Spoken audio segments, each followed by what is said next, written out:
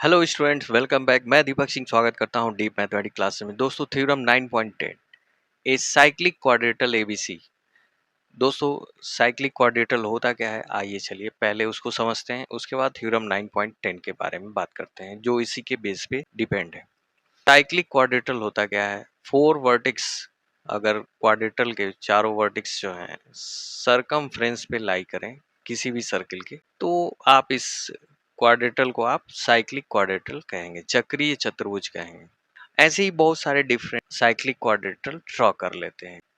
ये सर्किल जो है एक जैसे नहीं है, उनके रेडियस अलग अलग हैं। उस कंडीशन में जब हम इसके एंगल्स को मेजर करते हैं कि उसका ऑब्जर्वेशन हम यहाँ पे देखते हैं, तो देखते हैं कि अपोजिट एंगल्स जो होते हैं बार बार 180 आ रहे हैं ऐड करने पे।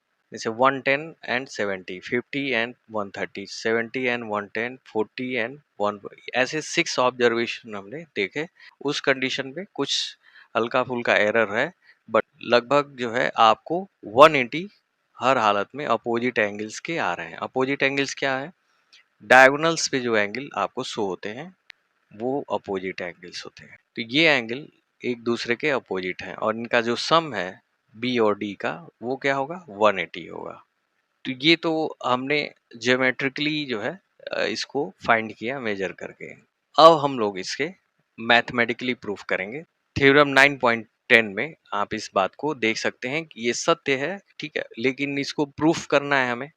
The sum of either pair of opposite angles of a cyclic quadrilateral, एक चक्री चतुर्भुज के विपरीत कोण जो होते हैं वो क्या होते हैं, 180 के होते हैं। उनका सम क्या होता है, 180 का होता है। Sum of either pair of opposite angle.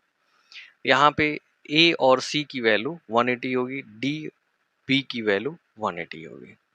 तो गिवन है हमें एक साइक्लिक क्वाड्रेटल, वर्ड यहाँ यूज किया गया है साइक्लिक, तो सरकमफ्रेंस पे उसके वर्टेक्स होंगे। फिर हमें प्रूफ करना है कि a प्लस सी ऐड होकर 180 होगा, d प्लस बी ऐड होकर 180 होगा। हमें कुछ ड्रॉ करना पड़ेगा। इसके अपोजिट वर्टेक्स को हम मिला लेते हैं, AC एंड BD लाइन, ये आपका डायगोनल हो जाएगा। इन दोनों लाइनों को हमने ड्रॉ कर लिया। क्यों किया, आइए देखते हैं। अब आप A और B से इस सर्किल के दो पार्ट्स हो रहे हैं, एक माइनर सेगमेंट और एक मेजर सेगमेंट, ठीक। तो मेजर सेगमेंट में जो एंगल बनता है AB से, AB कॉर्ड से, वो क्या है, सेम होता है, इक्वल होता है। तो AB कॉर्ड से यहाँ पे एक एंगल बन रहा है और इसी AB कॉर्ड से D पे भी एक एंगल बन रहा है। दोनों की वैल्यू क्या होगी, इक्वल होगी।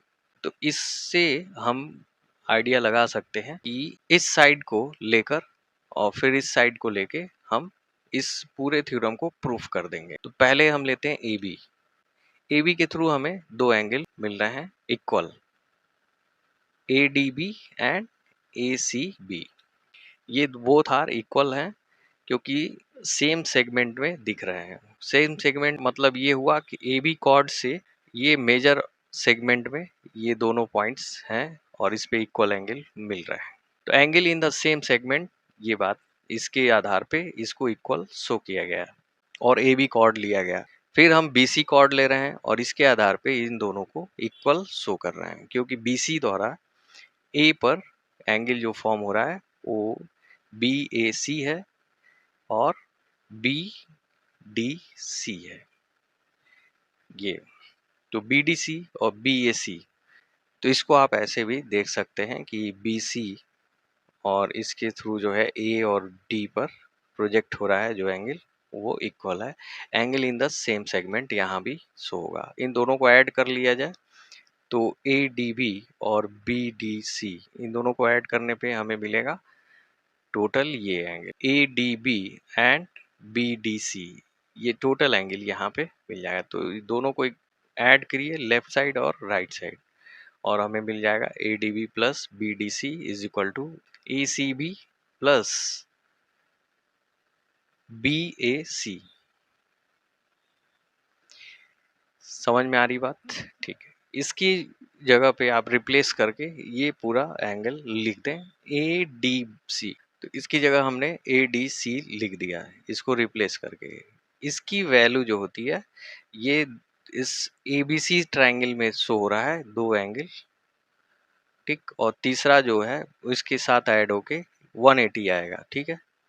तो थर्ड को अगर 180 से निकाल दें, एंगल बी को 180 से अगर हम निकाल दें, इन दोनों की वैल्यू आ जाएगी। मतलब कि इसकी वैल्यू आ जाएगी 180 माइनस ए बी सी। तो इसके जगह पे रिप्लेस करके आप 180 माइनस ए बी सी लिख सकते हैं। इसको आप लेफ्ट साइड ले जाइए और A D C plus A B C is equal to 180 हो जाएगा।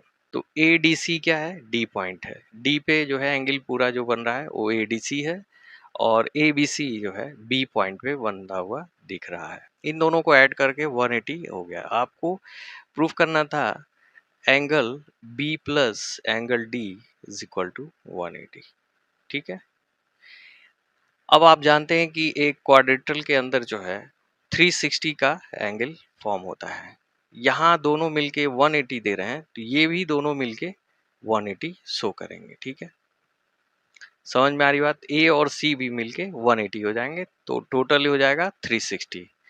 तो इसके आधार पे हम कह सकते हैं कि जब दो एंगल्स का सम है डी और बी का 180 आ गया, तो ए और सी की वैल्यू क्या होगी? 180 होगी, क्योंकि ये क्वाड्रेटल में 60 डिग्री का एंगल फॉर्म होता है, ठीक। उम्मीद करता हूँ दोस्तों आपको समझ में आ गया होगा। तो प्लीज लाइक सब्सक्राइब जरूर करें। मिलते हैं फिर नेक्स्ट एक्सरसाइज में 9.3 फुल सॉल्यूशन के साथ। Thank you very much for watching deep mathematics classes.